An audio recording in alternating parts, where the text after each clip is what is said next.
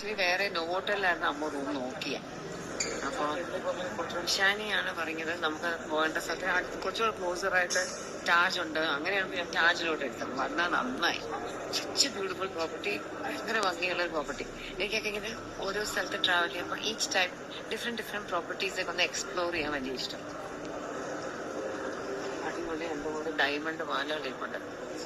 Clear അല്ലല്ലേ? തിരിച്ച് കാണിച്ചു.